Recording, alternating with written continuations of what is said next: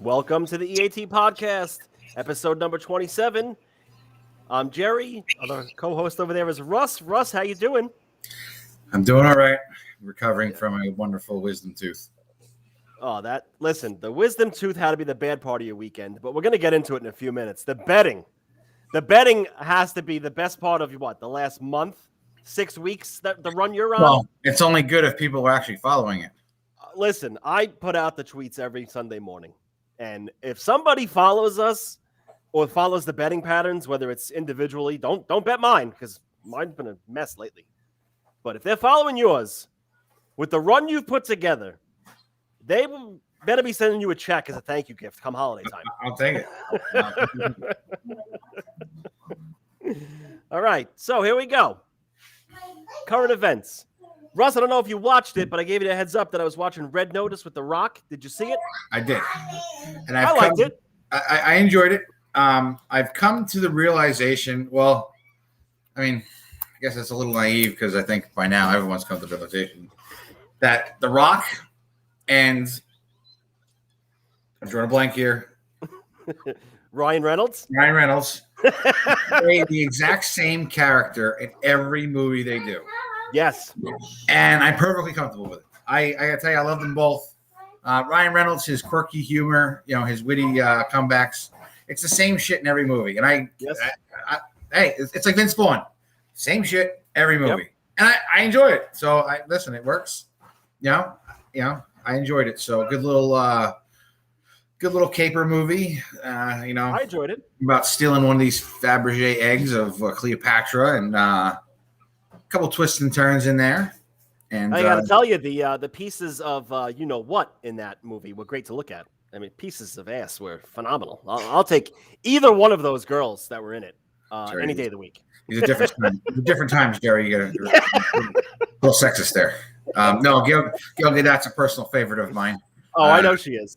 I think my wife would be okay if I had a one-night stand with her. We're going to get you that hall pass. My wife says she'd probably just give me right back. It was a good movie. I enjoyed it. Some good action movie. If you like The Rock or Ryan Reynolds with their normal humor, and you'll enjoy it. And not to ruin anything, but they left it open for another one, which hey, they did. Every movie in Hollywood now is either doing a prequel or 3, 4, 5 down the line. So they left it open for that. So it's going to happen. There's no more one and dones anymore. No. I mean, guess listen, if you really like, but if you really like it, but then again, how many sequels are really just as good as the the first movie? You know what? I got a question for you. This off the top of my head right now that just popped up. Speaking of sequels, Back to the Future 2 better than Back to the Future 1?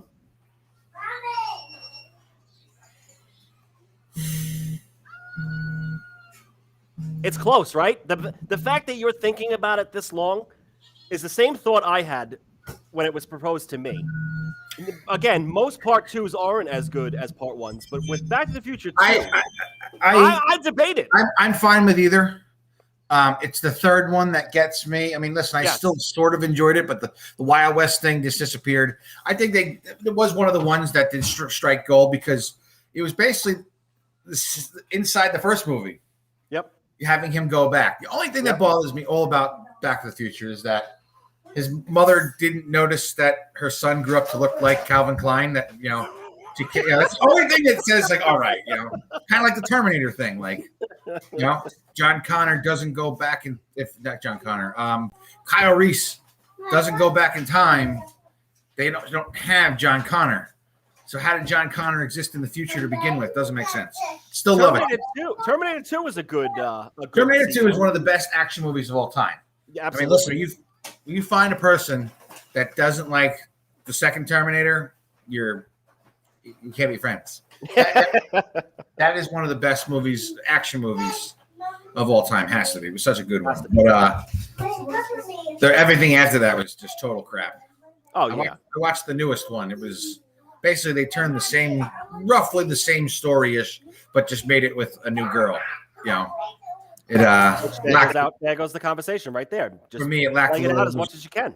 It lacked a little originality. I have no problem to them switching to a girl story, but it was basically really very similar to the original story. But trying to think, what other good sequel? Dark Knight Rises. That was good. Or that, I'll give you that. To me, I like that better than Batman Begins. Yeah. Heath Ledger, that whole performance was awesome. Listen, I think I could debate this with anybody. I think that Heath Ledger acting job, regardless of the death and everything else that was associated with it, take that out of the equation. If he was still alive today, that is one of the best villain acting jobs I've ever seen. I love Jack Nicholson, but it was a different type of Joker. Yes, absolutely. Heath Ledger really, it really was a good portrayal. Yeah. And then, hey, The Rock wants to be in 007. Did you see this? Yes. I mean, talk about movies that had sequel after sequel after sequel. Now we're gonna put The Rock in this. Well, he was asked and he said he would like to be. I highly disagree. And I love The Rock. Not the role for him. I don't feel he would do a service to the role. It's not the same thing. I do feel that it should also stay in the kind of British, Scottish, Welsh accent thing. I know people have been thrown around. I still love Daniel Craig. I think Daniel Craig is a wonderful Bond. Okay. I know some people have been mentioned. Michael Fassbender, who's Magneto in the X-Men series. I think he'll be okay for me. Henry Cavill, love him. Not sure he'd be the perfect Bond. I know somebody threw out Andrew Lincoln from Walking Dead, which I had no idea that he was English or British. And then I realized that he was also in Love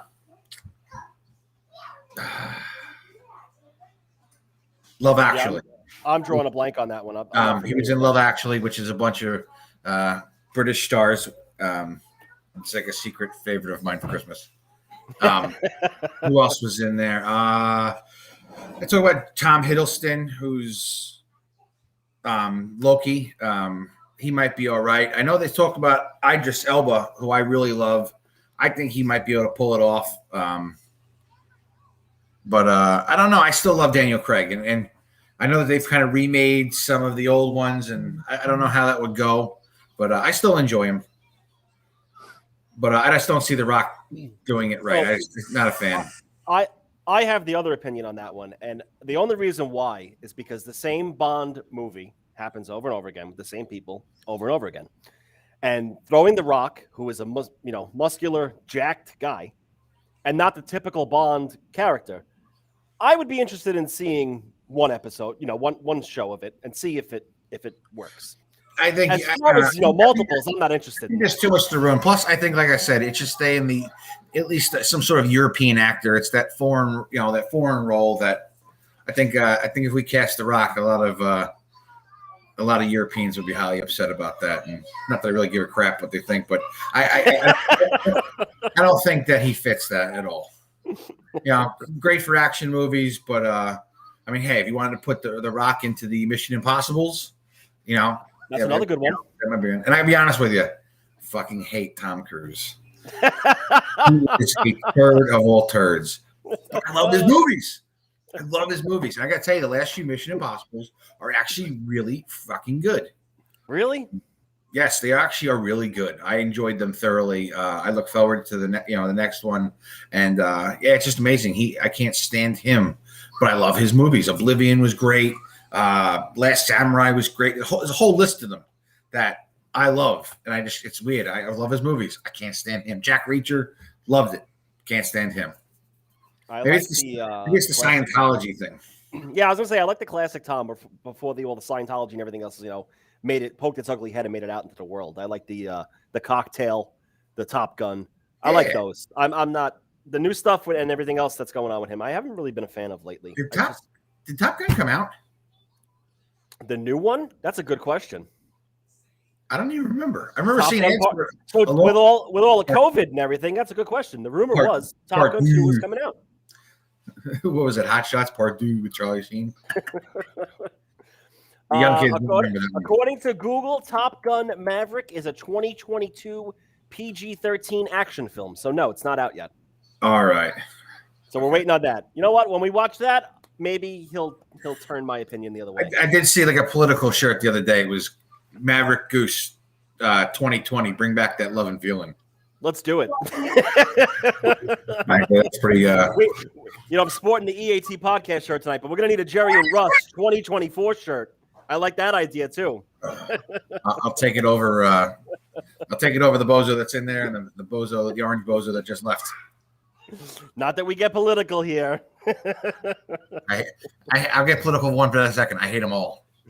All right, I'll agree. Right. I'll allow it. I saw a commercial for it the other day. If anyone doesn't know, well, kids these days probably wouldn't know or really care, but for us in our late 30s, early 40s, it's a documentary or movie style, whatever, about the Pam and Tommy sex tape with Seth Rogen, Sebastian Stan, and I forget who the girl is. And kids these days probably don't think that's a sex tape movie about a sex tape. But back in the day, that was big news. And yes, I did watch it.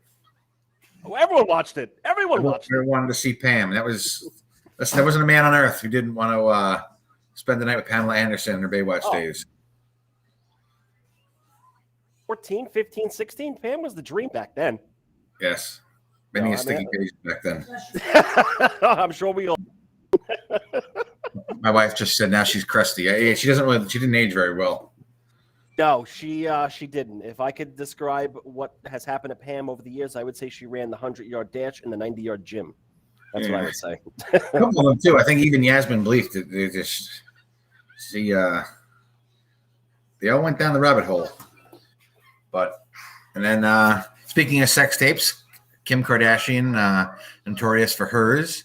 Her and Pete Davidson make it official, and I don't get it. I guess it's the money. I don't get it. I guess he makes them. Like I say, he's a comedian, makes them laugh. But this guy's been. He's the Thanos of dating celebrities, collecting the freaking Infinity Stones. Kate Beckinsale. It can't be the money. Well, no, because they don't have. Like I said, Kate Beckinsale, Ariana Grande, now Kim, and he has his own money. They have their own money. I listen. Honestly, I would think the girls are better off than him. I would think that all the girls that he's been tied to have more money than he does from SNL. Well, how much is SNL really paying this guy? Maybe he has to them that bad boy effect, and maybe he's got got that crackhead effect. I mean, honestly, look at the guy. To us, yes. Maybe he's got the Mandingo effect downstairs. The jealousy is kicking in where this guy's getting these knockouts and the regular guy isn't. Okay, fine. But you can't tell me that this guy is wooing all these girls with money or whatever he's doing. You can't. I don't know. He looks like a nut job. He looks like he went to the supermarket and put 1,000 quarters into the temporary tattoo things and just threw them all over himself. If you're putting Ryan Reynolds against him, Ryan Reynolds should win 99 out of 100 times. No, Ryan Reynolds should win 100 out of 100 out of 100. All right, I gave him the benefit of that on one. And the one, I guess, is Kim. But I don't get it. It's like you said, it's got to be the Mandingo thing. That's got to be it. What else could it be? He makes them laugh? Anyone can make you laugh. I hear you. Maybe we should just And then what do you call it? Anybody who... Speaking of hitting balls, Russ, Tiger Woods was seen over the weekend hitting golf balls. I don't know if you caught that video, but I did. I know there was on the path to rehab. There was also some weird exchange between him and Rory. I missed that. No, good. Like Rory said, he actually went to see Tiger and talked to him, and they're really good friends, and they're the opposite of Bryce DeChambeau and Brooks Koepka. Hey, isn't that matchup coming up on Friday?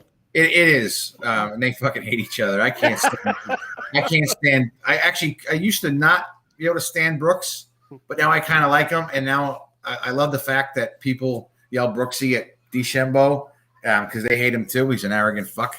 But either way, Rory went to Tiger. He saw him hitting or something. There was a video, and I still don't know what the deal with it is. He asked them not to post it yet. Wait, and then he had something to tie in with Nike with it or something. But yeah, good to see him hitting balls back. I wish. I guess it's crazy to think what would have happened if he never had the whole driving cheating scandal and then all his surgeries. He'd have fucking millions of trophies. That's what one thing Rory said. He went into one of his Tigers trophy room and he said there was 15 giant trophies in there. And Rory was like, it was basically only the big ones. And Rory was like, where are the rest of them? And Tiger was like, I don't know. Just like, it's not big enough. They're not that important. But yeah, like I was just going to say, I think that when his dad passed away and the whole Vegas lifestyle caught up to him, the cheating scandal and everything else, that derailed him. And if that stuff never happened, who knew though? Listen, it's the guy seemed like the most squarest person in the world, and turned out to be just a, regular guy, just a booze loving, hound loving, flying out to Vegas and staying at that secret hotel or whatever they were talking about. Yeah, going after hot chicks, going after the hussies. Oh. I got something like in my nose. I can't get it out. It's like the worst thing to have on camera. Nose itch. So last episode, you had the week off. We had on Gus Pasanante from the Bazille Law Firm. I just want to say that thanks to Gus and the law firm for having him come on. The feedback was great. The knowledge and everything else that he put out was phenomenal. I mean, the biggest takeaway is counterfeit shares, fraudulent statements made by companies and CEOs. I mean, it was a good hour of. We could have had a good Gus Russ thing going. You know what? Kind of like a Pam thing from Step Brothers. I got to go back and look at it, but I'm sure I probably called Gus Russ at least once. But yeah, thank you again to Gus, and thank you to the Bazille Law Firm for having him come on. It was one of our best watched episodes across all of our platforms. And starting with that episode, we're now available on Twitter Live, which is great because now we have the Twitch, YouTube, Twitter Live, and then after that's over, we got the Spotify upload. So we're getting there. And also, I don't know if anyone watched or saw, but on Thursday, I had an appearance on Benzinga Live, which, got to say, an amazing thing. Benzinga is one of the biggest financial news media companies out there. They got this great platform that they're on. I went to the cannabis conference, and after that, I sent them an email, dropped them my resume, talked to them for about a month or so, and it led to an appearance with Spencer Israel and Benzinga Live. So I want to say thank you to them. Was Spencer the one that was the one that looked like Seth Rogen? Yes, Spencer was the one that looked like Seth Rogen. All right. Kind of looks like you if you think about it. I look nothing like Seth Rogen. No. Like No. You have a Spencer look with the full beard going. That's all. Right. But again, thank you to Benzinga. We did exchange a few emails after the appearance, and in the future, we will be doing a few things together. So look forward to that. I'm very excited about it. And also, just keeping stocks real quick and current events. Jerome Powell was nominated as the Fed chair again for another term today, and the markets responded very nicely until there was a late day sell-off. So everything looked nice and green, and then the last hour or so, tank. Wasn't too happy about that. All right, now let's get into some sports. Russ, the English Premier League extended its broadcasting partnership with NBC Comcast, and it beat out a joint venture offer from ESPN and CBS. The new agreement's going to show all 380 matchups on NBC platforms, which will be Peacock, NBC, the main channel, and the other channels that they have under their umbrella. The deal is rumored to be around $430 million annually for 6 years. It's about $2.6 billion. Nice chunk of change. Yeah. And it's the largest TV deal for soccer broadcasting rights in the U.S. outside of the FIFA World Cup or the Olympics. Those are obviously just an event where this is obviously a full season. Russ, you're the soccer guy here. You're involved in English Premier League, whether it's on a betting level or just a fan level. Is this a good deal, showing all of these games and everything else? Is this going to be big for us? They're just basically – it's fine. They've been on NBC. So it's not necessarily they made a new agreement. They're just extending what they've got going now. What they have now is not every game, right? I don't think – no, it's not every game. So you probably got to stream it on Peacock. But that's the thing is Peacock is a paid service. Yeah. So you have to pay for Peacock. That's the whole thing now. They've realized that everybody loves the individual streaming services, and that's what they're doing. They're making everyone pay for the individual stuff. As far as ESPN not getting it, I'm completely down with that. Fuck ESPN. You're not a fan of them. Oh, excuse me. Wow. No, I used to live on SportsCenter when I was a kid, but what do you call it? I know with the hockey thing, there's a lot of people that are not liking the ESPN Plus. They're having streaming issues with the games, and I'm fine with the NBC. I like their style. I like where it's at. I just don't like the Peacock thing that you're forcing people to pay.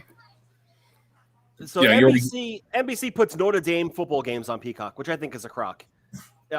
Honestly, you're paying to watch Notre Dame football. Do they really? Yeah, they put games on Peacock, which I'm not a fan of. I'll watch those games. I thought NBC it was always on regular NBC. Nope. There's been a few that have been on Peacock, which is a big negative in my world. Yeah, see, they did that originally. Also, these streaming platforms are putting cable by the wayside. The only thing that's keeping cable alive right now is sports. Eventually, when all these new TV deals get redone and streaming gets onto these pay streams by TNT, ESPN, CBS, Fox, once all the sports makes it to the streaming platform, regular cable is going to go away. It's going to happen eventually, whether it's tomorrow or 10 years from now. Or they're going to have to get it. Or they're going to have to get cheaper. I run Fubo TV, and it's like $65 a month. Which is cheaper than cable. Yes. What do you call it? You still got to pay for internet, but in the end, it was still like the way it added up, even with Netflix. I think I was paying like $165. So it was something like 130, 140 I'm paying right now. But after my agreement with Optimum was up with basic cable, I was paying like $212 or $215 for basic cable, and I think I just had like $5.99 sports pack. It was ridiculous. So with Fubo though, I know our buddy got turned on to it too.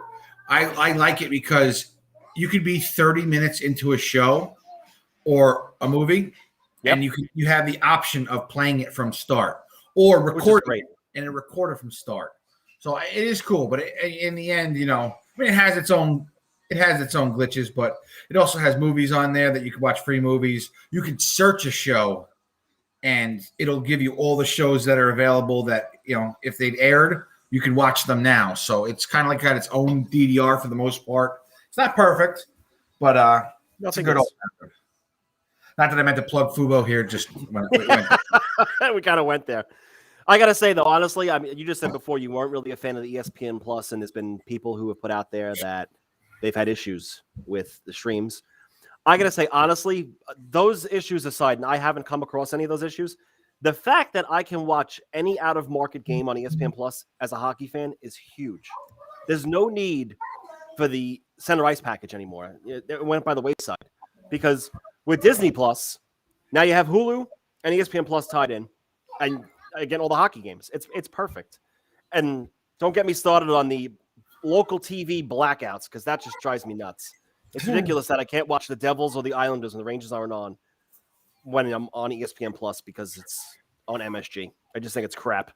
As far as watching the other games go, my original concern was much as I wouldn't mind watching like the Battle of Alberta with Edmonton and Calgary. Yes. You're lucky that I'm awake to the third period of a fucking game. I'm a diehard Ranger. Listen, I have a system now. If game's close, I'm watching the game.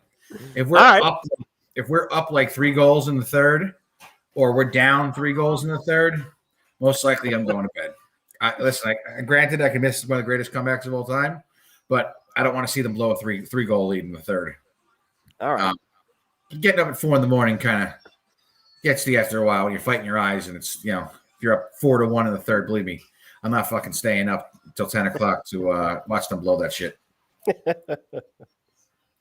Hey, I wanted to tell you a story real quick about my dad. Hold on. Of course, though, you say stuff like that, and you get the people out there. You're not a real fan unless you watch the entire game. Yeah. Just like you're not a real fan if you don't stay till the final horn, right? Yes. If you don't watch 82 games a year and watch the entire game, you're not a real fan. Eat a dick, all right? So it's the same asshole that sits outside begging for autographs all the time. Oh, don't get me started on that. They just had the Hockey Fights Cancer at Madison Square Garden last night, and I went off on a tangent about the fan that wants an autographed stick to put on eBay, and he's getting the stick instead of the kid with cancer. Really? Give the kid the damn stick. I agree. Listen, I'm all for getting an autographed picture. I love it. I do it too. But there's some of these people that do it night after night, and it's it's like, all right, you got your 4th fucking Greg McKegg autograph. That's wonderful. Greg McKegg for captain. I'm gonna start just writing that in fucking groups just to troll people.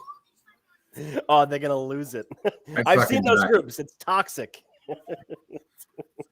Some real quick, guy suggested the other day we should fire Benoit Allaire. Yeah, okay. Yeah, okay, great idea. Real quick, I just want to say, so here we are doing this show for 7 months now, and I don't know. I thought maybe my dad was my biggest fan. Just learned that he hasn't been aware of what's been going on the podcast. Wasn't really aware of the Benzinga interview. Wasn't aware of the stock success I've had. Watches the Benzinga interview after we start talking about it the other day, and then sends me a text and says, "Hey, do you have any stock tips?" 7 months later, realizes now I'm in the market and I've been successful. Now he wants stock tips. I'm not gonna lie. I don't watch the shows either. Yeah, I know you don't. A little interesting. I mean, thought he was watching everything. Guess not. But needless to say, did not give him any stock tips. All right, moving along here to the NFL. Russ, I gotta say, the biggest surprise this season has to be either 1 or 2. And I know where you're going to go on this, but the biggest surprise has to be either the New England Patriots leading the AFC East with a 7-4 record, or it's got to be your Indianapolis Colts and running back Jonathan Taylor with the season he's putting up. It's a little bit of both. Well, actually, no, I actually probably go with the Patriots.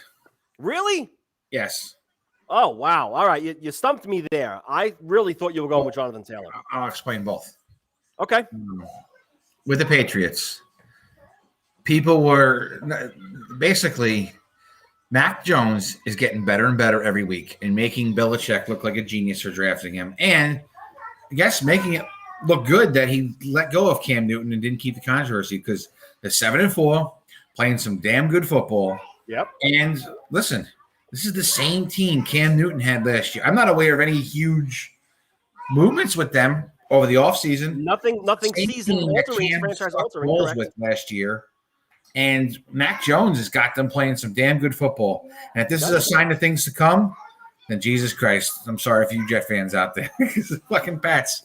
I mean, listen, obviously the Bills are going to compete, for a while with the team that they have. But you could see some good competition between Allen and Mac Jones for years to come. But if this is any indication of what Belichick has up his sleeve and this kid Mac Jones can do, and he's only a rookie, he might have 10, 12 years of Patriot supremacy again. So I'm not anointing him Tom Brady when I make this statement. I'm not. He could be, he could be a nobody after the season's over. He could have one good rookie year and then the wheels could fall off. It's possible. But they drafted a QB that could fall right into the system that Brady had with the weapons Brady had, or Gronk's not there, obviously. Edelman's not there. Obviously, these guys aren't there, but Randy Moss isn't there. Fine. But you brought in Mac Jones, and you put him in the Tom Brady spot where all he has to do is throw here, throw there, throw a deep ball every now and then, and hand the ball off to a plethora of guys who can run the ball. And as long as the defense plays well, they're going to be in a lot of games. So why couldn't Cam do it? Why couldn't Cam do it? I don't know. Cam was actually looked pretty decent even though they lost the other day. He's looked pretty decent back in Carolina, but they've been switching. He hasn't played all of the games, but I don't know. Listen, right now Belichick making it look like it was a good decision to draft Jones and start him and not keep Cam Newton. So far, he's been the good QB pick, and teams that passed up on him, like San Francisco, they got to be wondering what the hell they did in the draft. I don't see. He keeps going the way he's going. I don't see anybody else for Rookie of the Year. Yeah, he's having a great year. Now, speaking of another guy who's having a great year, Jonathan Taylor. I mean, Russ, I feel like every time I see a Colts highlight, it's Jonathan Taylor with a touchdown, which he had 5 yesterday. So here's the thing, though. Or it's a big run. I'm not surprised. It's not surprised because of the fact that he did rush for 1,000 yards as a rookie last year. So I'm not surprised that he did it again. This year is insanity. I'm surprised, though, that he's doing. And you know what? He's just And if you watch, he scored 5 touchdowns the other day. And his post-game interview was just super humble. Just, you know what it is? He's just getting better and better. Is there a point that our offensive line is very good? Yes. But obviously I'm a Colts fan. I watch extra stuff. Yep. He is extremely patient and knowing when and how to hit the hole. And if you watch so many plays develop, he's very, very good at that. And I know there was a big deal, and you called it a bust when we traded for Trent Richardson. And that was a bad trade, you have to admit. It didn't seem like it at the time. At the time, he ran for whatever, like almost 1,000 yards and I think 10 TDs in his rookie year. But guy's not playing anymore, right? No, I think he's tried in the Canadian Football League or something. But he would kind of jitterbug north and south. Taylor is either hitting the hole or being patient enough to let the play develop and hit that hole and just going east-west. And he's looking very good. He's slowly starting to receive the ball more. You're noticing that it was a great combo with him and Nyheim Hines. And Hines was kind of becoming in to be a third down back to receive the ball. Now you're seeing Taylor start to take receptions. And dude, he's just right now he's in the zone. The offensive line is playing good. I got to give them credit. And he's developing into a monster. Now I know people were saying, "Well, his stats." I'm looking at them right now. Holy God! I didn't realize that they were this 11 games. Yeah, 15 touchdowns in 11 games. 11. That's the thing is, people listen. If you ask me right now, you have to take one back playing at their best. Anybody's a fool not to take Derrick Henry, and I agree. When he's 100% healthy, sure. Okay. Yes, he's still the man. I'm not going to debate that. Okay. But in a few years, I think you might see a changing of the guard here. Now, the other thing too is that people are saying, well, Taylor only took the rushing title because Henry's out, which is that's true. But look at how many rushes Taylor has to Henry. Even now, that's how much Henry runs the ball per game. Taylor has 50 less rushing attempts than Henry does and has more yards. His stats are insane. For 11 games in. If for 11 games in, this is like what a regular running back would do for a full season. I know. It's almost, 1,100 yards, 15 touchdowns. Receptions out the yin-yang. I mean, geez. He doesn't get that many receptions, but he broke a few long ones. Yeah. I mean. But no, as a Colts fan, I'm very happy. How can you not be? I mean, especially if Carson Wentz gets his act together and can actually throw the ball for 300 yards a game, what you're accustomed to with our biggest piece is finding a second receiver because Michael Pittman himself is turning into a big star as well. I know people have been very happy with Pittman and Taylor on their fantasy teams this year, so I think our receiving core is a little blah. But I mean, 1,122 yards rushing in 11 games is absolute insanity. It really is. I wouldn't go insanity, but it's definitely very good. It makes you think though. He's averaging 100 yards a game. I mean, that's what you want as a running back. Just think of the guys in the past that ran for 2,000 yards in a season. That's insanity. Well, this guy's going to run for 2,000 yards. Maybe in the future.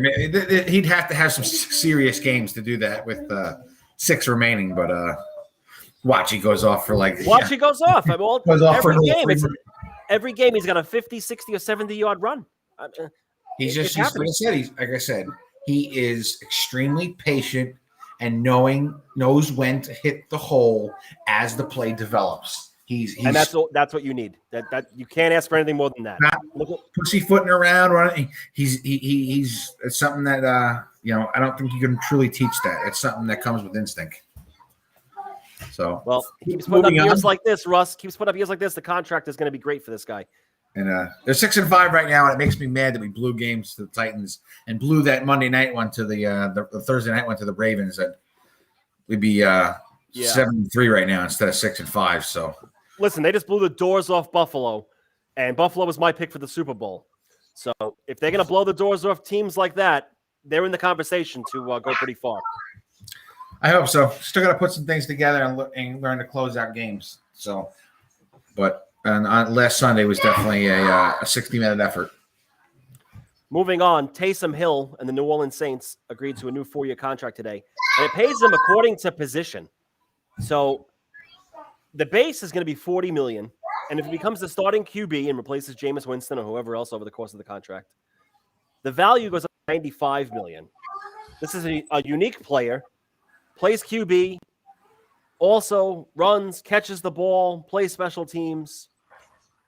Listen, it's like, what do you want with this guy? You want him to throw the ball? You want him to run with the ball? What do you want him to do?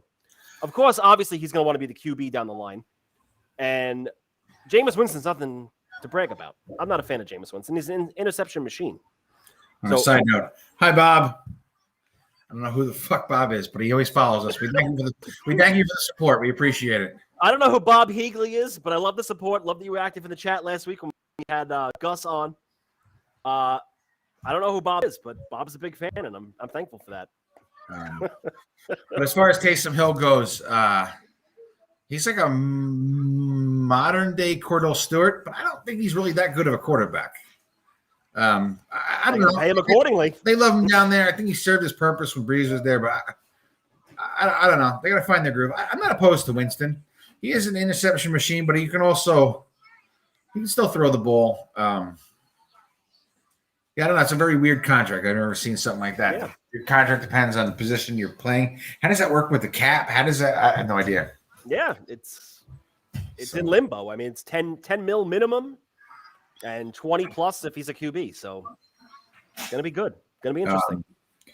Baker Mayfield now, too, responding to the fans booing him. Oh, here we go. I like Baker. My Browns were my pick to fucking win the Super Bowl. That was I should have just picked my fucking Colts. Shit, but hold on. You know that if you pick the Colts, they would be like 1-10 right now. I don't know. They pissed me off so much because they so many games they've gone into they play great first half football and they play shitty fucking second half football. It's been like that for a few years now. We've blown quite a few leads. That and we were terrible in the red zone, or at least the play calling in the red zone has been atrocious this year. So I don't know what to think. We're like one of the worst teams out there. But either way, Baker responded. What did he say? The fans that are booing are probably the same ones who aren't quiet when they're on offense, and it doesn't allow him to operate. So he really doesn't care. Listen, go back with the Mets and the Lindor and Baez, thumbs down. You're never going to win going out to fans. And it also is part of accountability. Say, listen.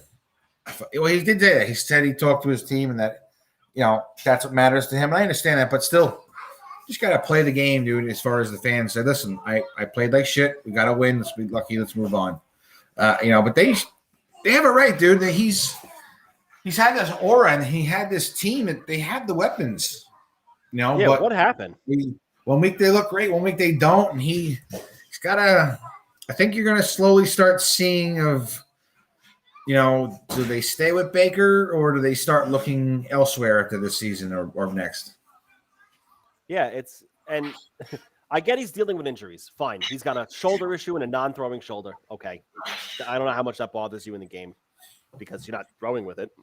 Whether you have a knee or an ankle or whatever twerked, okay. I get you having an issue there or whatever. So you've been having an off year because of that. Fine. Blaming the fans because you can't operate on offense. It's not the way to go about this.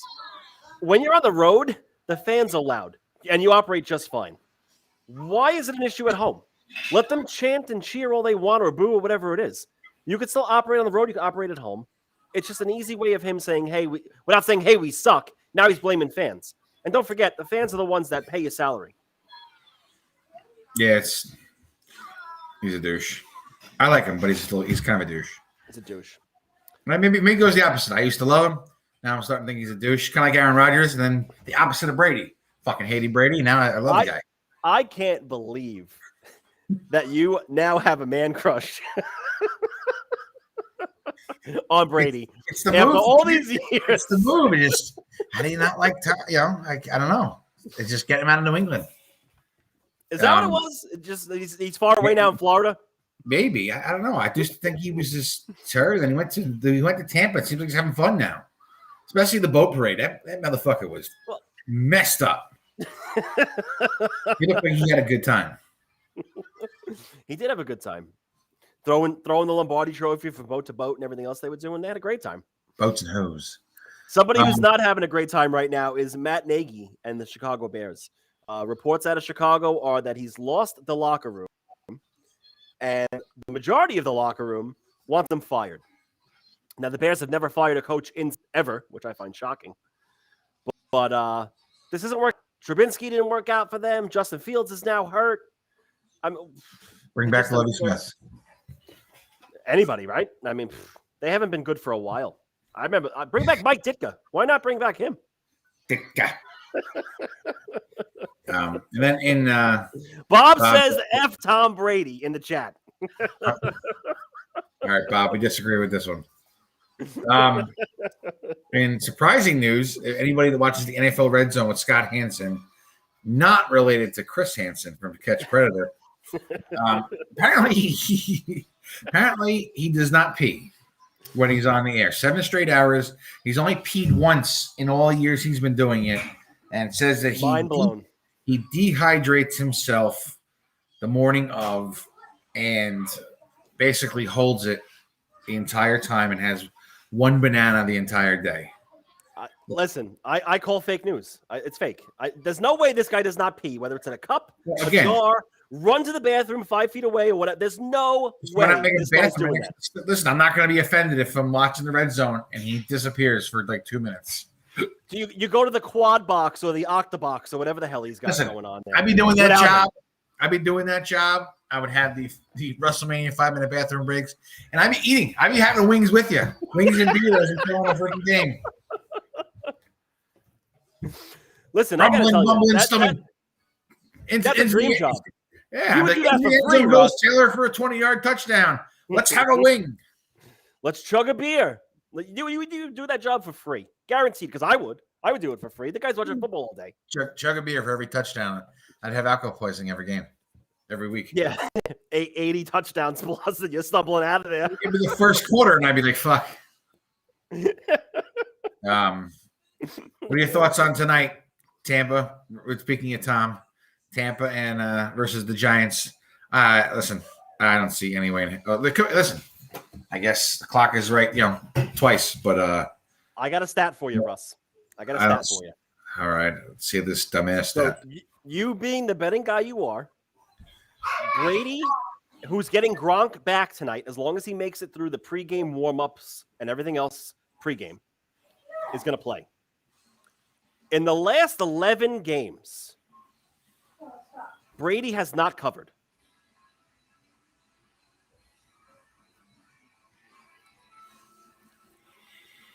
Are you sure about that one?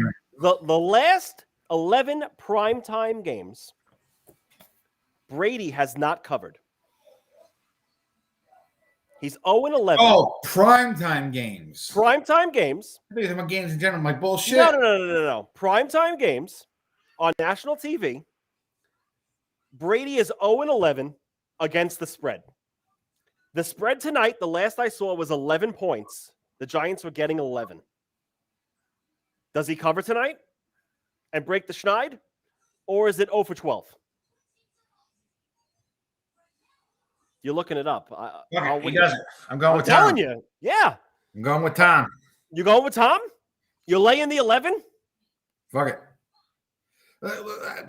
Listen, you think Giants fans don't even have faith in the damn Giants. I mean, come on. Listen, you're asking me if you think the Giants are going to cover or Tom's going to cover at home. Listen, I'm always going to take TV, last 11 times he's not covered. Tonight is in Tampa. It's home against the Giants who are banged up. They're always banged up. I would still take Tom. Okay. I think so too. Gronk's dumb caveman ass, and I fucking love that guy. He's another one. He's just I even loved him on the Patriots. He just has that.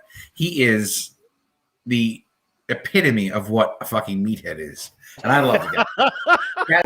Honestly, if I was dying, they gave me my one wish. I'd be like, you know what? I want to party one night with Gronk. That'd be my wish. You pull up on the boat. You pull up on the boat, Fire Island, and Gronk is sitting there. It probably wouldn't, but that would be an awesome story. Like, yeah, listen, Gronk, I'm dying. I need a good night out. Let's go. You pull up on the boat, 12 noon. You're pulling up a Fire Island, and there at the dock or the back of the bar when the boat pulls up is Gronk. What time is your night ending? Probably about 4:00 in the afternoon. That's not the answer I expected. No, that's probably when we go get party packages and keep it alive. All right. Russ, I got to talk to you about your betting for a second. I'm serious here. It's absolute fire. 3-0 again this week against the spread, guys. We're using the score spreads when we make our picks. Russ is now 24-9 on the season. 24-9 against the spread. It's absolutely, I don't even have a word for it. Pandemonium, folks. Pandemonium after the picks come through. Sunday night, if you're not betting this, picks, don't bet tonight's game. I'm just saying Tom because I ain't actually doing it, but I would never. There should be a party every Sunday night after your picks hit because if people have been following, it'd be up pretty big. Yeah, they'd be up pretty big. 24-9. Professional bettors don't even have records like this. I mean, I listened to a talk radio show where you got this guy in the morning on Sunday, and he's like, oh, this prop bet with this guy over 42.5, and this kicker's doing this, and this running back's getting that, and I'm laying this with the teaser and everything else he puts out there. Before you know it, each game, this guy's got like 16 bets. I don't know how many he's making. We're keeping it simple here with 3 picks a week, and we're nailing them. Well, let me rephrase that. I ain't nailing anything. Russ is nailing the picks. I'm 17-16. I'm horrendous. Well, I mean, you got 2 kids, so I know you nailed something twice. 3, buddy. 3. One more coming, and then we're done. Well, I wasn't going to announce it on the show. Oh, I'll announce it. It's fine. We got one coming in April. Very excited. Going to have another girl. Gonna name it Russellita. I like it. Hey, you know what? Any name right now is fair game. We haven't decided on anything. Listen, if you seriously name your kid Russellita, I'd probably smack you. All right, just real quick, the Thanksgiving games this week. You got the Bears at the Lions. Yeah, I'll be taking a nap after all the food because none of those games do anything for me. Yeah, you got Vegas and the Cowboys, and then you got Buffalo and New Orleans. I mean, 3 snooze fests is what I'm thinking is going to happen right there. Let's be honest here. Weren't the Washington football team? They were usually always on a lot too, but listen, these games are just snoozers. Nobody wants to watch the Bears and Lions. But with the Cowboys,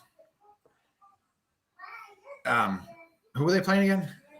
Cowboys are playing the Raiders in Dallas. Yes. Listen to me. Give me every year. The Packers have played a bunch of times on Green Bay. Let's just do it. Give us one game that we're like, all right, Packers, Cowboys. We know is going to be good. Give me some Aaron Rodgers. It looks like, looks like a freaking The Walking Dead. Yes. Yeah. Give me Aaron Rodgers these days against the Cowboys. That's a matchup that they're done from dinner. You're sacked out on the couch. Make that shit start at like 6 o'clock, and that be the primetime game. Everybody's eating ready and roll. Then you have the late night game. You can go from there. Yeah, these 3 games don't do anything for me. Nothing. And then further along, obviously our picks on Sunday morning will be out on our Twitter page, roughly 10:30 in the morning Eastern or so. The Sunday matchups, there's a couple of good ones, and then there's some garbage. I mean, I don't want to get into all of them now. It's a lot, but we'll make our picks obviously with what we have in front of us. this week's games really do not. A couple of them excite me just to look at them as a game in general between two competitive teams. But as far as betting, I'm not a fan of what I'm looking at. And again, my bets have done nothing lately. I've thought that before too, and then I got 3-0. Yeah, that's true. You do. Hold on, I'm trying to look up the things right now.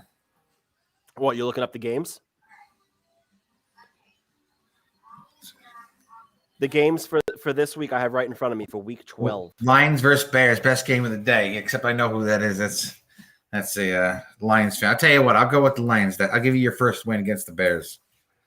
That should make you happy. Oh boy. Well, I don't think Justin Fields is playing, so sure, it's going to be. Yeah, they said Andy Dalton's going to start. Let's see. What do we got here? Oh, honestly, listen. All right, hold on a second. Bills versus you got some good ones. Bills versus Saints doesn't sound bad. Yeah. Bills 4.5 against the Saints. It's a possible. Well, they're not doing this Thursdays, but it might be. I can see the Bills probably got reamed out in the locker room. They want a little redemption. It's possible.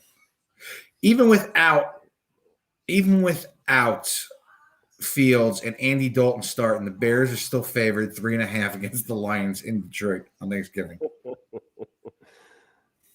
I guess you're taking the Bears. Oh, big matchup on Sunday: Colts Buccaneers. Yeah, that's a good one. In Indy. In Indy, we got a tough schedule coming up. This is what worries me, that we wasted the fucking games.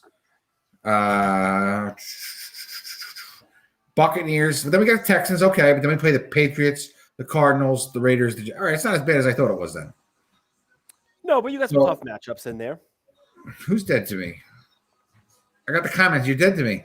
I just said I'm giving the Lions their first win. Oh, whoop-de-who is making an appearance in the chat. Whoop-de. Lions Bears best day of the game, and we're dead to him. Look at this. Yeah. I'm sure Whoop-de's got a suite at the game, living it up, watching the Lions lose. It's the Alpha Russ. Hey, Daddy. Hi, Bob. Hi, Daddy. So there's a couple of good games this week, Russ. Pittsburgh, Cincinnati, your Colts against Tampa. Daddy. Tennessee, New England's a good one. The Rams and Green Bay is a good one. Then you got some junk and some garbage, like I was alluding to. Carolina, Miami doesn't do anything for me. Oh, yes. Eagles, Giants. I'm sure it's okay, but it's two garbage teams. Atlanta, Jacksonville, Well, garbage teams. actually, the Eagles been playing pretty well lately. Hey. It doesn't get me excited, though. Jets, Houston doesn't get me excited. Daddy. Minnesota, San Francisco, not getting me excited. It's just Minnesota, San Francisco is not a bad game either. it doesn't do it for me. Seattle, Washington is your Monday night game. Not a fan of that room either. It's funny to you. Yeah. But like I said, there are some good matchups. There are some garbage matchups. Who's winning tonight? The Giants or Tom Brady? Tom Brady.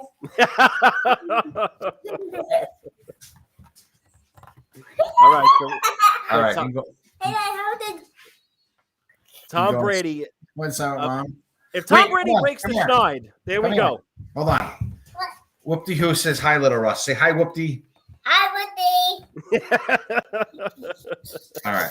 Go with Mama, okay? Can I do with you? Whoopty says that this Lions team is literally the worst team he's ever seen. Oh, listen, come on. Oh, hold on a second. Hold on. Did the Lions go 0-16 a few years ago? I was going to say, I thought he was already. He's seen some shit. So to say that they're the worst team now, oh, good God. So what? They go 0-17? Is that going to happen? I do remember a glorious Thanksgiving where Peyton Manning, I think, threw 6 touchdowns against the question is, the Giants going to pay Barkley? Was asked in our car. Guy cannot stay on the field. No, ultra talented. Same thing with McCaffrey. But no, I think running backs, it all depends. Oh, God.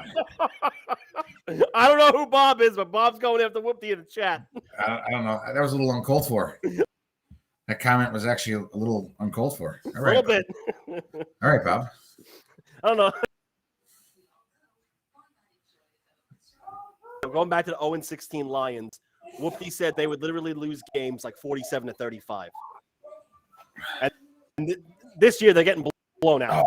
No question about it. The Lions are getting the door blown off them week after week. All right. All right. Baseball postseason awards. The AL MVP, Shohei Ohtani, and he absolutely deserves it. Guy was unreal, hitting the ball, pitching, just unreal.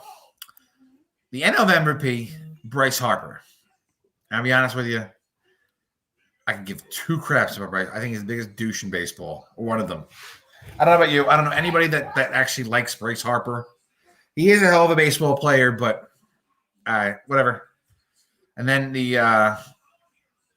our AL Cy Young's Robbie Ray, and the NL Cy Young, Corbin Burns. What a season! I'll be honest with you. I don't even. Yeah, they announced Corbin Burns, and I honestly just went, "Who?" I've heard his name a couple of times, but I didn't know he was NL Cy Young worthy. I know he pitched well, but I guess I wasn't paying attention to that one. Russ, when I saw his name announced, I really thought that was a character in Major League, the movie. I didn't know who he was. Pitching from Milwaukee, apparently had a good year. Didn't know who he was though. Corbin Burns. I had to look him up. I had to figure out who this guy was because he won the National League Cy Young Award. Interesting to me. Yeah. Our AL rookie was Randy Azarena. Plays the Devil Rays. Well, politically corrected now the Rays. Are they really? Yeah. Tampa Bay Rays. The Devil Rays went away. Oh, all right. I don't know. Yeah. What do you call it? And the NL, which is kind of confusing. I guess he came in just for the postseason last year, or what? Or how much did he didn't play the number of games last year to become a rookie that this year? Because when they announced him, I was like, oh, wait a minute, timeout. I remember him last year being huge in the playoffs, but yep. And then the NL rookie, Jonathan India. This is a guy that was like a walk-on, a spring training invite. Yeah, it's pretty crazy. Yeah. Kevin Cash is your AL manager, and your NL manager. And your NL manager, Gabe Kapler, one of your recent strings of players retiring and becoming a manager. And listen, nobody saw the Giants having the year they had. No, nobody. I think he did a great job there. So this is also too what we said we didn't want to see the matchup between the Dodgers and the Giants. That should have been the ALCS. I mean the NLCS. The NLCS, yes. Rather than the division series. I think that's going to get changed around possibly with new labor negotiations, which we're going to get into in 1 second. Hey Russ, did you see the Twitter war between Noah Syndergaard and Mike Francesa of WFAN fame in New York? It was pretty interesting. Thor agreed to a $21 million deal with the Devils. Got the Devils on your mind now. with the Angels, and kind of left a lot of Mets fans, including myself, shocked. Yeah. So Mike Francesa had decided he'd chime in there, and I don't know, for anyone who's not a New York sports person, Mike Francesa is obviously a radio, runs his own show and whatnot. Quite possibly one of the most opinionated douchebags on the face of the earth. And listen, if you're even remotely right, he'll never admit it. And half the time you'll get disconnected. Yeah. No, I can't hear you. Yeah. What was I'm sorry. Next caller. I don't know. It's another line in the whole Mets legacy of what the fuck just happened. It's funny. He said that Noah Syndergaard really hasn't done anything the last couple of years for the Mets. And Noah responds back saying, "Oh my God, I can't believe you're still alive," which I thought was hysterical because he hasn't been on the radio in a couple of years now. Kind of just, hanging out, doing whatever he's doing with his money. Not really a voice in New York anymore. And then Mike also said, "Hey, I competed every day for 35 years and won in my chosen profession in the greatest city in the world." Noah whined and ran away. And then Noah responded, Only thing you ever won is being a gas bag Mets hating opportunist. All you've done is talk shit and spread toxic crap for a career. Congrats again, sweetie. You're doing great. Which I thought that was hysterical. He wasn't lying. He wasn't lying. I'll give it to him. Noah standing up to Mike is good because you know what?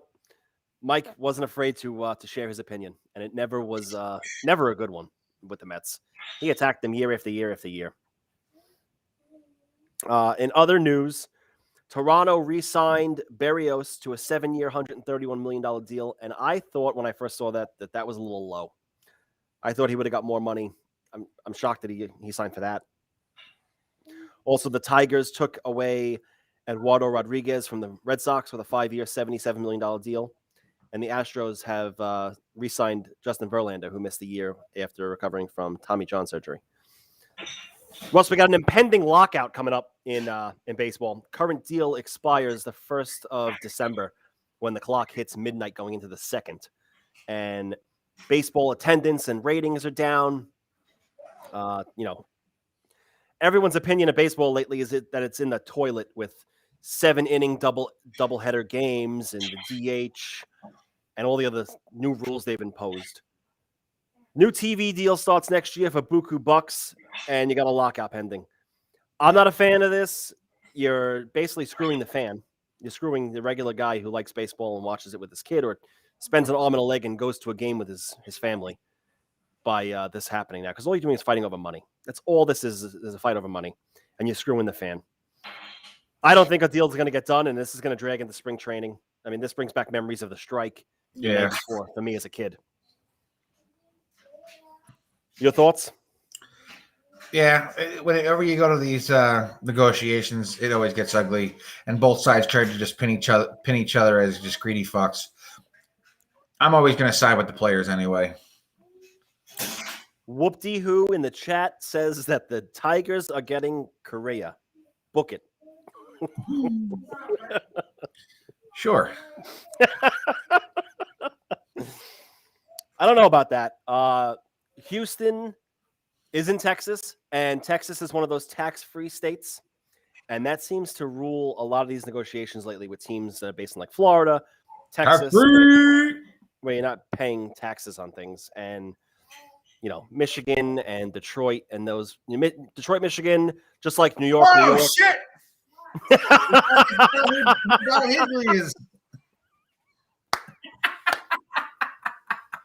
I'm in mid-sentence, and I just lost my train of thought.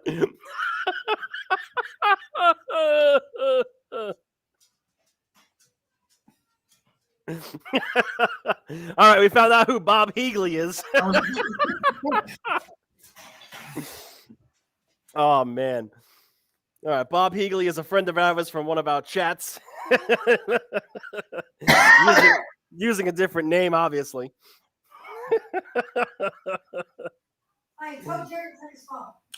My wife says check your phone. God knows what's going to happen now.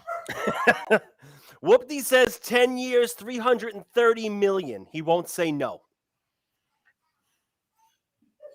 Well, it's not Lindor money.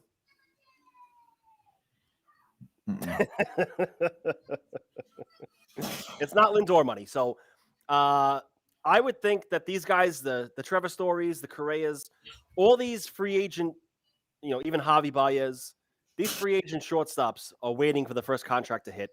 And I think, honestly, the first contract is going to be close to Lindor money. Sure, 330 is close to the 341 he got from the Mets. But that's what we're waiting for, the first domino to drop, and then you're going to see everybody else fall in line after that. It's possible. I just got that text message, Russ. It is beginning to look a lot like I miss him. Yes. I must be lost because I didn't get nothing. Don't worry about it. We'll touch on it. We'll touch on it later. I'm in the fucking air. All right, keeping with the show here. The Baseball Hall of Fame, the new list of eligible players has come out. It now includes 13 new players. Alex Rodriguez, David Ortiz, Ryan Howard, Jake Peavy, Justin Morneau, Carl Crawford, Jonathan Papelbon, Jimmy Rollins, Joe Nathan, Mark Teixeira, AJ Przinsky, Prince Fielder, and Tim Lincecum. Adding to the already eligible list with players that are included in that list are the Barry Bonds, Roger Clemens, Sammy Sosa, Kurt Schillings of the world. Those last 4 guys I mentioned, this is going to be their last year on the ballot. Russ, do you think any of those guys get in, the last 4 I mentioned? And also, let me preface it with, you have Alex Rodriguez and David Ortiz, who are kind of lumped in with them as well with the whole steroid performance-enhancing drug issue. Yeah, you're not going to honestly, to me, A-Rod and Ortiz would be the only people that I would feel worthy of the hole here in that list. And even then, you had the same thing, the PED debate. Yeah. Listen, if you're not going to put besides, if you're not going to put Bonds, Clemens, Sosa, or Schilling, or even Manny Ramirez in the hole, then there's no reason that you're going to put A-Rod and Ortiz in there too. They're all tied together. They're all in the PED conversation. I think. Listen, if you're gonna allow one, you gotta allow them all. And it's a shame that some of these people and even players. Like I just mentioned, Manny Ramirez, guy hit 555 home runs, batted career .313, 12-time All-Star, and had like 2,500 hits. Guy deserves to be in the hall, but he was a cheating piece of shit, just like the rest of them. So just like the rest of them. What are you gonna do? Listen, at this point, now you're gonna let them all in. At this point, just take them all off. Yeah, or put them all in with a little star next to their name and say, hey, they were tied to PED one way or another, and they're in. I was saying, fuck them. Like, listen, that was their choice to cheat. You're out. Yeah, I mean, the same conversation with Pete Rose and gambling. I mean, he quote unquote broke a rule, and these guys quote unquote broke a rule. So sure, Pete Rose isn't in. Fine, don't put these guys in either. Not the Pete rule was a little different with me. First off, he was a terrible gambler. Guy must have lost the shit like me. But probably still a terrible gambler. His play on the field, it's different. He debated the sanctity of baseball, and he did bet on baseball, so it's there. But these guys cheated. These guys took performance-enhancing drugs. Pete Rose didn't do that. But hey, it is what it is. But like I said, is take these guys, enough of the charade, just throw them out and say, listen, that's your punishment. You never get to walk around and say you're a Hall of Famer. So tell A-Rod to stop wearing makeup. It looks ridiculous. All right, moving on. Hey, Whoopty is from the Metro Detroit area, so this is right up his alley. There was a brawl in Detroit last night. You had LeBron James and Isaiah Stewart. Both got bounced after an ugly altercation. Off a free throw, Stewart gets elbowed from LeBron and immediately gets bloody and loses his shit. Suspensions were just handed out, I want to say about half an hour ago.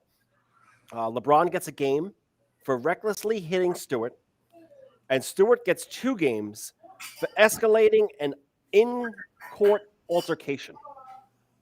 LeBron's suspension means he's going to miss his only trip to MSG this year against the Knicks, and he's going to forfeit, listen to this, Russ, he's going to forfeit $284,000 for a game check. $284,000 for one game. Nice.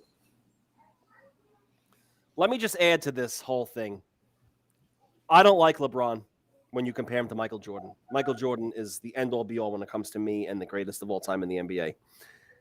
And Michael Jordan never got ejected from a game. Michael Jordan was the face of the NBA all those years he was there. And this clown is supposed to be the face of the NBA. And he's acting like a jackass on the court in Detroit. It's not the way it should be done. You want to be considered the best ever? You want to be in the conversation with the Jordans and the Magics and Birds and all them? Act like it. And if you don't act like it, then you don't belong in the conversation. But what you showed last night, whether it was accidental or on purpose, showed that you're absolutely 100% a clown. Russ, your thoughts? I was just putting something in for a second. Bucks minus 11. No. Actually, I took a chance with Gronk. Gronk over 3.5 catches. And I took Daniel Jones over 20.5 yards rushing.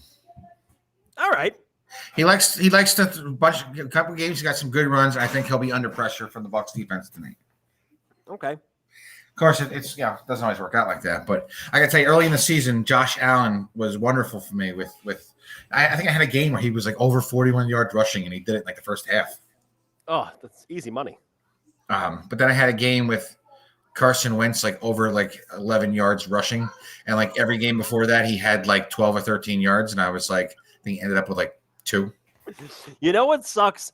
When you have a bet like that where it's like over 11 and the second play of the game the guy runs for 8 and the third play of the game he runs for 2, and now you're waiting until they get to the fourth quarter for him to get that extra yard or 2. Oh yeah. Well, I mean, it's better than that. Better than back in the day having a bunch of money on was what's his face? Jordy Nelson. And second play of the game, he gets like knocked out with a concussion. And you're like, oh, that just ruins everything. So, moving on. I think my back's gonna blow. All right, Russ. The Islanders opened up their new arena, and I got to tell you, the building looks great. Brand new, shiny, has more bathrooms than I think any other arena in the NHL. Oh, Daddy, water. But immediately, when you pull up to the place, there's a sign. No tailgating. Yeah, and I can't tailgate. And no horn honking. No, you can't knock the horns. So Right. the Islanders are known for Islander fans are known for their fans being loud in the parking lot, which is fine. Here's the thing, though, is why And tailgating. It's just as per New York regulations. Yes.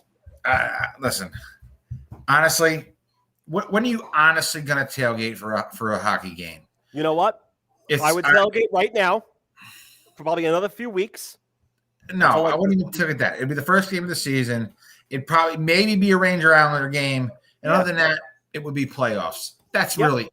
You're not tailgating. It's not like a football game where that's what you do, So my question is, as per New York regulations, right? But then how does Buffalo get away with it? Buffalo has these massive tailgates, breaking fucking tables, and how does the Mets or Yankees get away with it? Yes, I don't know. Something's weird there, but listen, it is what it is. I guess I heard some people said they love it. It was a great experience. I've had some people hear that it was a disaster getting in and out. Depends. I guess if you open up a new stadium, you're going to have to work out the kinks. But yeah, like the train station's not fully operational. That's a problem for some people right now. Yeah, but then again, listen, I'm sure it was no party getting downtown, getting into Brooklyn. No. So. As someone who's gone there for events, whether it's hockey or some other stuff, concerts and whatnot, getting down there is not a great experience. I'm sure. Yeah, all the trains run there, but getting there is not great. Yeah, I saw some of the food options. They look like they got a lot of stuff. Yeah,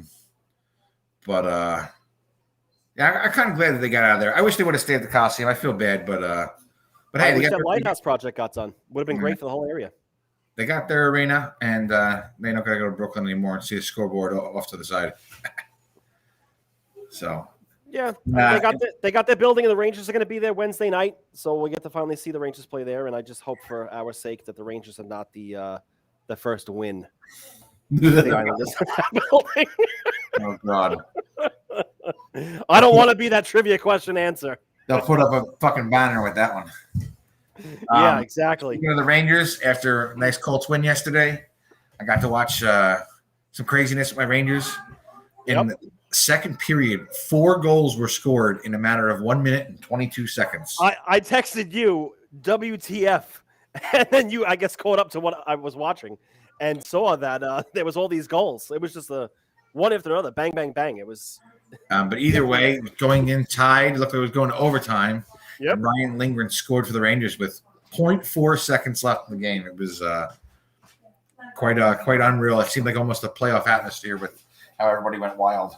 Yeah, definitely a big game and a big win. And then I don't know if anybody's seen online the leaked Devils alternate jersey got leaked online. Yeah, the whole sentence went to shit there. I know what you meant. Anyway, if you haven't seen it, go check it out. It's quite kind of looks similar to the Islanders black jersey a little bit. and it just says Jersey across the front. All right. So to give you a visual, it's a black jersey, has fancy script Jersey written across, and it's got a couple of white stripes almost on like the arms. almost like Jersey boys. So, looking at the standings here, you get the Hurricanes, lighting it up, 28 points. Rangers, a nice surprise, 25. I guess the biggest surprise in the Metro there will be the Islanders in last place. Nobody expected that. Sorkin's playing okay, but I know Varlamov is playing horrific this season. But that's their big thing. If their goalies are good, they go. If they're not good, I can't totally fault them. You start like a 13-game road trip they started on. I can't fault them for that. So missing a bunch of guys for COVID, I think they'll rebound. In the Atlantic, Panthers picking up where they left off last year. They look really good. The Maple Leafs kind of floating around there. Lightning. Biggest surprise. No Kucherov, so they might take a hit now. And Braden Point also injured last night as well, so they might be dropping. Yes, they got quite a few people on injured reserve there. Yep. The Red Wings, nice surprise. Lucas Raymond, top pick of last year, playing really well, and especially with this kid they got, Sider, who's a defenseman for them, putting up a bunch of points, really playing solid. So like I said, a couple episodes, they're building real well with the young kids, especially from the back end out. I think they might be a force to reckon with in the future. Biggest surprise there, Russ, has to be the Bruins, right? I mean, sure, the Red Wings are a surprise, great, but the Bruins you thought would have had a better start than what they have right now, and also the Canadians making it to the finals last year. And you're running on inconsistency with the Bruins. You don't have Tuukka Rask there, which I think he was skating not too long ago, but he's still a free agent. They have to be signed, so I don't know what's going to happen there. I don't think they're who's their rookie that played a little bit last year, but now what's his name? Swayman. Yes. I'm not positive on how he's doing. I haven't paid too much attention to them, even though they're not playing well. But no, they're fifth in the Atlantic right now. They're not playing well at all. Yeah.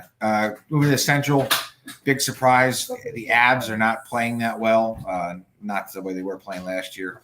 And the Wild leading the division is a big step forward for them. They got rid of those guys, and you figured, all right, they were dead and buried. And when Paris got bought out. Kind of like the Islanders getting rid of Tavares, and all of a sudden they started playing 10 times better. Yeah, doesn't make sense. I got to tell you, the biggest surprise in all of hockey has got to be the Flames. Has to be. Yes, they're playing. They were up there, but still they were all right last year. But yes, they're playing Andrew Mangiapane, 14 goals. Mangiapane playing very well. Oilers well. Vegas not doing so well, and the Kraken are terrible. Yeah, Kraken.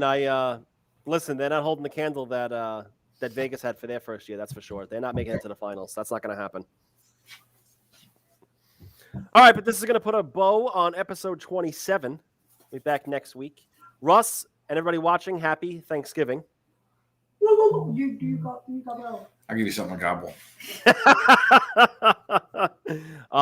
This episode will be uploaded to Spotify tomorrow. That was not directed at you. That was directed at my wife. This episode will be on Spotify tomorrow. If you missed any part of it, you can catch us on a replay on Twitter, on Twitch, and our YouTube channel at E.A.T Podcast. Whoop-dee-hoo says that LeBron is LeBum, and Bob Heagley gave us a heart. We love you. Yeah, however the hell you do that thing, or whatever the hell it is. Hello. I had to fucking make it. Yeah, there you go. That's the proper symbol. But have a happy Thanksgiving, everybody. Thank you, Bob Heagley, for the support. All right, everybody. We'll see you next week. And our picks will be on our Twitter page on Sunday morning. So look for that if you're one of those guys. And you better be, because Russ is on fire, like I've said numerous times during the show. Everybody have a great night. Happy Thanksgiving, and we'll see you next week. Happy